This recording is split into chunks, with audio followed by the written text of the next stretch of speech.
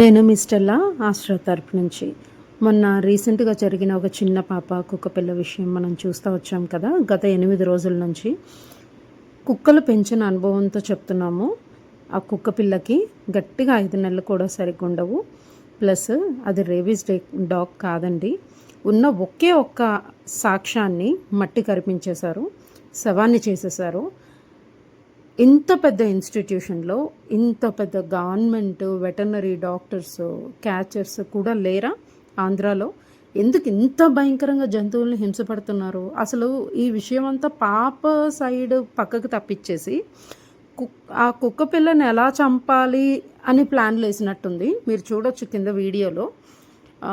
ఖచ్చితంగా అక్కడ ఎవరెవరైతే చుట్టుపక్కల ఉన్నారో ఈ పోలీస్ వాళ్ళు ఎవరో చూసారా, ఆ కొబ్బరి బొండాలు ఇసిరేసి నెట్లో పట్టుకోవడం, ఏంటి దరిద్రం అదైతే నిజం సార్. ఒక ఆయనకంట కనిపించిందంట. కనిపించిన తర్వాత కుక్కని అటాక్ చేశాడట. కుక్కను కొట్టాడంట రాయితో కొడితే పాపను తీసుకుందాం అలాగని చెప్పేసి ఇలా చేయి చాపాడంట.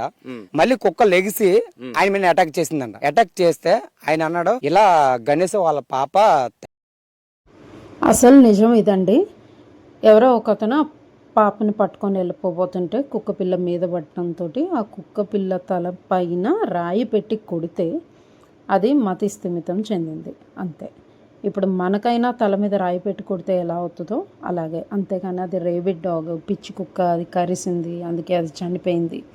అన్యాయంగా అది జంతువు అయినా మనిషి అయినా బ్లేమ్స్ వేయకూడదండి. ఎంత దారుణంగా దాన్ని హింసించి కొట్టి మెడబట్టి పిసికి నిద్ర లేకుండా వెంటాడి చంపారు. నాకు అర్థం కాని విషయం ఏంటంటే, ఈ చంపిన వాళ్ళల్లో ఎవడో చేసుంటాడని. ఎందుకు అంత దాని మీద కసి? అది కనీసం దగ్గరకు వచ్చి ఏదో చెప్పడానికి ప్రయత్నిస్తుంది. ఇంతమంది డాగ్ స్క్వాడ్ ఉండి వాట్స్ ద పాయింట్? ఏం ఉపయోగం అసలు? గవర్నమెంట్ ఏం చేస్తుంది? అఫీషియల్స్ ఏం చేస్తున్నారు? మీ దగ్గర ప్రొఫెషనల్స్ లేరా? ఒక 150 రూపాయలు పెట్టి మౌత్ క్యాప్ కొనలేరా? ఎన్జిఓస్కి అప్రోచ్ అవ్వలేరా? Is this how you treat animals? ఉన్న ఒకే ఒక్క సాక్ష్యాన్ని కూడా అల్లాడిచ్చి వెంటాడి చంపేశారు కదా, అన్యాయంగా చంపేశారు కదా.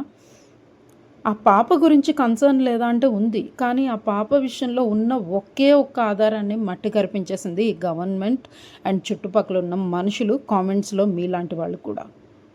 సారీ నాన్న, నువ్వు హెల్ప్ చేయడానికి వచ్చావు, కానీ మనిషి స్వార్థం నిన్ను బలి తీసేసుకుంది.